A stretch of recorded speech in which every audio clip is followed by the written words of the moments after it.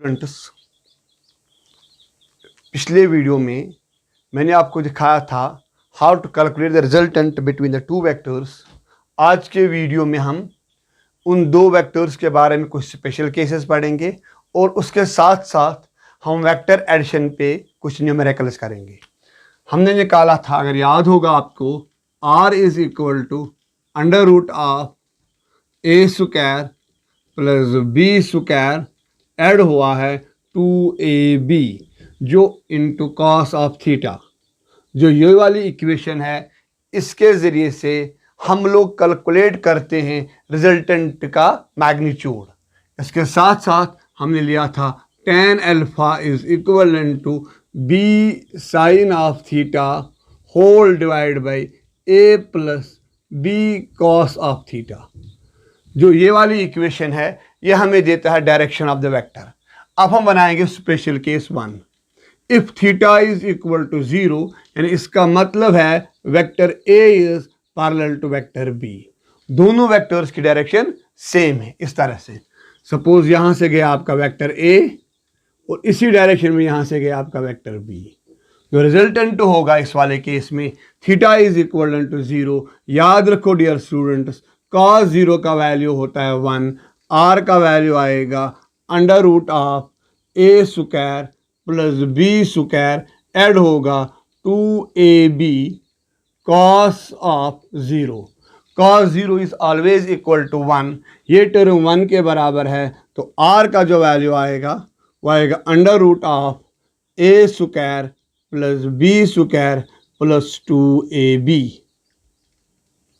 यानी वो बनेगा under root of a plus b का whole square. Square and root cancel, r का वैल्यू आएगा ए प्लस बी।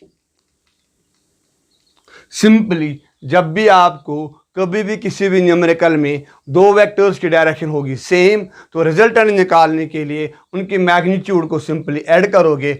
अब बात आ रही है डायरेक्शन की, तो डायरेक्शन होगी same as that of a and b. जो डायरेक्शन ए और बी की होगी वही डायरेक्शन आर की बी होगी। द रिजल्टेंट है same direction as that of the two vectors, यानी जिस डायरेक्शन में दोनों वेक्टर्स होंगे उसी डायरेक्शन में रिजल्टेंट भी होगा। ये कब होगा? जब दोनों वेक्टर्स होंगे parallel to each other. Case number 2, अगर थीटा है इक्वल टू 180 डिग्री। जब हम बात कर रहे हैं theta is equal to 180 degree, इस वाले केस में हम बोलते हैं a vector and b vector और anti parallel to each other. Anti parallel to each other यानी दोनों क्या है? Opposite to each other. याद रखो, देखो कैसे। सपोज वेक्टर ए जा रहा है इस डायरेक्शन में, ये आपका वेक्टर ए है, और जो हमारा वेक्टर बी है, लेट अस सपोज दैट वो जा रहा है इस डायरेक्शन में, बी इधर जा रहा है। इस वाले केस में थीटा इज इक्वल टू 180। याद रखोगे dear students, cos of 180 degree is equal to -1, यानी इसका मतलब है आर का जो वैल्यू आएगा वो आएगा under root of a square plus b square plus 2ab। इसकी जगह जो आपको ये है ना, यहाँ पर cos 180 की जगह, cos 180 की जगह आएगा -1, तो r का वैल्यू आएगा simply under root of a square plus b square minus 2ab। जब देखा जाएगा वो आएगा सीधे a माइनस बी। लेकिन याद रखोगे मेरे बच्चों, इस वाले केस में हमने निकाला है r का जो वैल्यू है वो है a माइनस बी। कब? जब दो वेक्टर्स होंगे anti parallel to each other, जब उनके बीच में एंगल होगा 180। मसला एक चीज है सर, इस वाले केस में डायरेक्शन क्या होगी? इस वाले केस में जो आर की डायरेक्शन होगी ये होगी वही डायरेक्शन जिस वेक्टर का मैग्नीट्यूड ज्यादा होगा। अगर मैं यहां पर देखूं ए का मैग्नीट्यूड कम है, बी का मैग्नीट्यूड ज्यादा है, तो आर की डायरेक्शन होगी बी की ही डायरेक्शन है कि नहीं? यहां पर रखोगी the direction of R is along the direction of a vector which has greater magnitude. जिस वेक्टर का मैग्नीट्यूड ज्यादा होगा उस वेक्टर के अलोंग इसकी डायरेक्शन होगी. Copy it. दे रहे हैं case number 3. A is perpendicular upon b and इसका मतलब है theta is equal to 90 degree. Angle is 90 degree. जब एंगल होगा 90 डिग्री याद रखोगे dear students, cos 90 is equal to 0 and sin 90 is equal to 1. ये मुझे दोनों यहां पर जरूरत है. बता मुझे r का वैल्यू क्या आएगा. r is equal to under root of a square add होगा बी स्क्वायर ऐड होगा 2ab cos of 90 degree. cos 90 किसके बराबर है. cos 90 is equal to 0. यानी यहां पर हम लिखेंगे डियर स्टूडेंट्स 0. अगर यहां पर 0 लिखेंगे तो ये सारी टर्म बन जाएगी 0. तो बता मुझे r का वैल्यू क्या आएगा. r is equal to under root of a square plus b square. ये निकला आपको r. कब. जो आपके vectors perpendicular to each other होंगे. इस वाले केस में r is equal to under root of a square plus b square. अब आ रही है बात इस वाले केस में डायरेक्शन.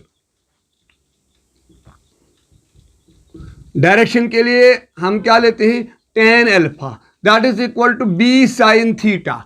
साइन 90 क्या आएगा. tan alpha is equal to b sine of 90 degree whole divide by. इसके बाद क्या आएगा डियर स्टूडेंट्स. शाबाश. a plus b cos of 90. a plus b cos of 90 degree. आराम से देखो इन चीजों को. शाबाश. यहां पर है हमारे पास साइन 90. साइन 90 का जो वैल्यू है वो क्या है 1. ठीक है. यहां पर है cos 90. इसका वैल्यू क्या है 0. जब इसका वैल्यू है 0 इसका वैल्यू है 1 ये बनेगा b. ये टर्म सारे बनेगी 0. बता मेरे बच्चों tan अल्फा का वैल्यू क्या आएगा. tan alpha is equal to b divided by a. ये नोट करके रखो. ये तब निकलेगी डायरेक्शन जब दो वेक्टर्स होंगे perpendicular to each other.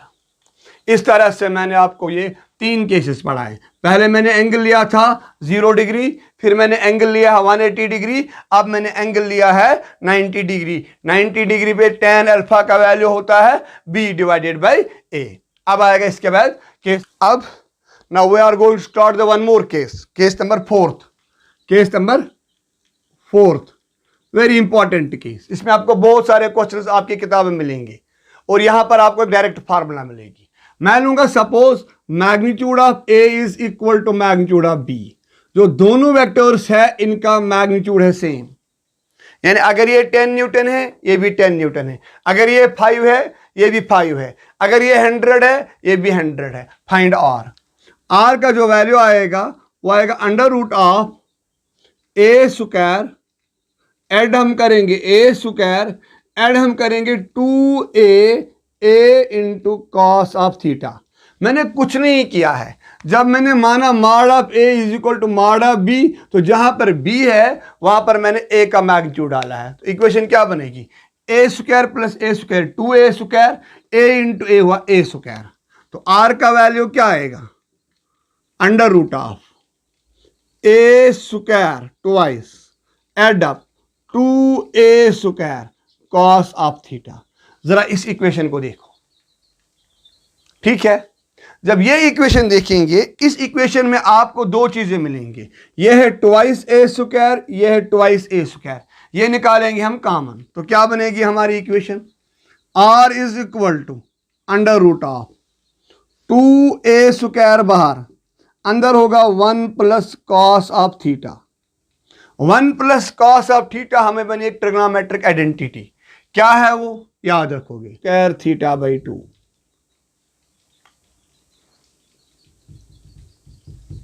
1 plus cos theta is equal to twice cos square theta by 2. इस चीज को याद रखो. ठीक है कि नहीं? तो यहां पर क्या लिखूं मैं इसकी जगह? यहां पर मैं लिखूंगा इस वाले की जगह, इसकी जगह, यहां पर इसकी जगह मैं लिखूंगा twice cos square theta by 2 in next step. ये डिवाइड नहीं है, मुझे इसके बदले ये वैल्यू डालना है, इसके बदले। तो आर का वैल्यू क्या बनेगा बताओ मुझे? R is equivalent to under root of twice a square twice cos square theta by 2।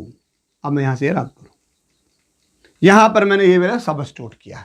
जब मैंने ये वाला सबस्टिट्यूट किया है, ये 2 ये स्क्वायर ये कॉस स्क्वायर, ये बनेगा r is equal to under root of twice a cos of theta by 2 का होल स्क्वायर। ये स्क्वायर एंड रूट कैंसिल हो जाएगा, तो आर का वैल्यू क्या आएगा? R is equal to twice a cos of theta by 2। इस तरह से हम लोगों ने ये मैग्नीट्यूड निकाला। जो मैंने आपको ये केस नंबर 4 दिखाया, माय डियर स्टूडेंट्स, ये आपके एससी वर्मा के अंदर एक सॉल्व्ड एग्जाम्पल है। अब आ रही है बात डायरेक्शन की। किसकी आती है बात? डायरेक्शन की। डायरेक्शन में हम tan अल्फा यूज करते हैं, लेकिन हमने पहले ही क्या बोला? a is equal to b. देखेंगे क्या आएगा वैल्यू हमारे पास। हम लिख सकते हैं my dear students, tan alpha is equal to a sine of theta whole divide by a plus a cos of theta. Again मैंने कुछ नहीं किया है, magnitude of a is equal to magnitude of b।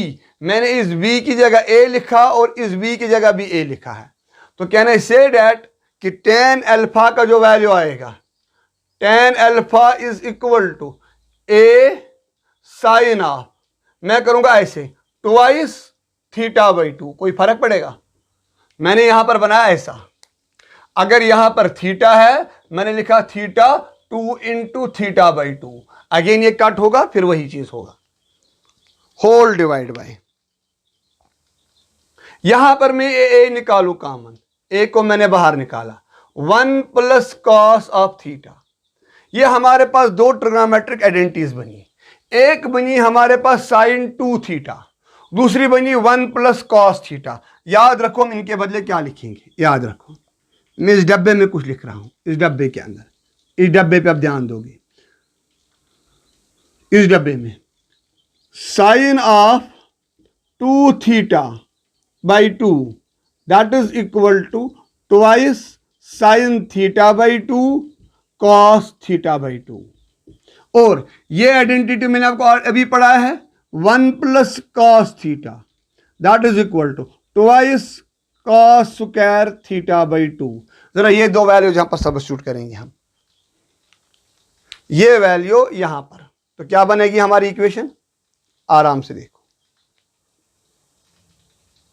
ये बनेगी tan alpha is equal to a twice sine theta by 2 cos theta by 2 whole divide by a into twice cos square theta by 2। आराम से देखो इस equation को। जब देखा जाएगा यहां पर कुछ चीजें कैंसल आउट होंगी। क्या क्या कैंसिल होगा? ये a कैंसिल होगा, ये 2 कैंसिल होगा, ये एक कॉस स्क्वायर थीटा कैंसिल होगा, ये कॉस थीटा कैंसिल होगा। बताओ मेरे बच्चों tan अल्फा का वैल्यू क्या आएगा? Sine theta by 2 whole divide by cos of theta by 2। आराम से देखो चीजों को।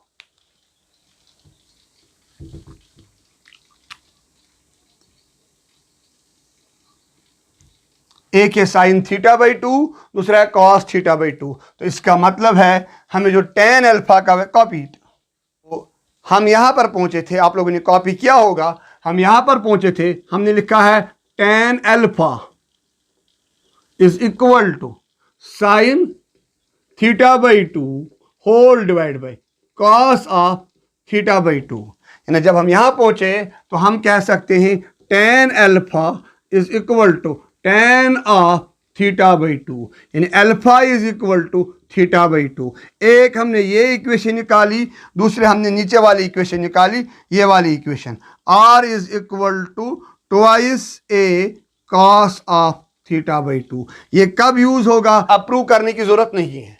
सपोज कल होगा आपके पास यहां से ये एक वेक्टर, ये है 10 न्यूटन, ये है दूसरा वेक्टर, ये भी है 10 न्यूटन, लेकिन इनके बीच में जो है एंगल वो है 60 डिग्री, है कि नहीं? बता मुझे अल्फा का वैल्यू क्या आएगा? सीधे अल्फा का वैल्यू आएगा 30 डिग्री। क्यों? हम जानते हैं alpha is equal to theta by two, theta is equal to 60 degree. Copy this. अब मैं दिखाऊंगा आपको। Having magnitude 6 and 8 units, it can be 6 Newton and 8 Newton. It can be 6 meter and 8 meter. आपके किताबों में मैंने लिया सिंपल यूनिट्स, जो यूनिट होगा। Respectively find the magnitude if the angle between the two vectors is a part में 60 degree, B part में 90 degree और सी पार्ट में 120। हमें निकालना इसका मैग्नीट्यूड, क्योंकि इसमें इसने कोई डायरेक्शन की बात नहीं की, हम भी डायरेक्शन की बात नहीं करेंगे। क्या लिखेंगे मेरे बच्चों? Solution. R is equal to under root of a square plus b square plus 2ab cos of 60 degree. A part की बात आ रही है। ए का वैल्यू क्या है? शाबाश, हमें पता है a इज इक्वल टू 6 और b is equal to 8 units. जो यूनिट आप यहां पर लिखोगे वही यूनिट आप रिजल्टेंट को भी दोगे। अगर ये न्यूटन होगा, ये न्यूटन, रिजल्टेंट न्यूटन, ये मीटर, रिजल्टेंट मीटर, ये मीटर पर सेकंड, ये मीटर पर सेकंड, रिजल्टेंट मीटर पर सेकंड। इस तरह से हम लिखेंगे R is equal to under root of a की जगह 6 का स्क्वायर प्लस बी की जगह 8 का स्क्वायर, इसके बाद 2 into 6 into 8 into cos of 60 1/2। ये कट, ये कट, तो आर का वैल्यू क्या आएगा? Under root of 36 add up 64 add up 48। 36 plus 64 is 100, ये बनेगा अंडर रूट ऑफ 148 यूनिट्स। इस तरह से हम लोगों ने ये क्वेश्चन निकाला। अब इसी का बी पार्ट क्या बोल रहा है? Theta is equal to 90 degree. अभी मैंने आपको स्पेशल केस दिखाया है, जब theta is equal to 90 degree सीधे आर आएगा under root of a square plus b square. जब देखा जाएगा वो आएगा अंडर रूट ऑफ 6 का स्क्वायर प्लस 8 का स्क्वायर, वो आएगा रूट ऑफ 100, वो आएगा 10 यूनिट्स। बहुत इजी क्वेश्चन, बहुत आसान क्वेश्चन।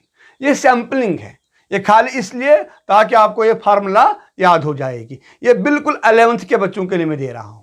इसके बाद सी पार्ट, ए पार्ट हो गया, बी पार्ट हो गया, सी पार्ट। सी पार्ट में थीटा का वैल्यू कितना है? 120। तो आर क्या बनेगा?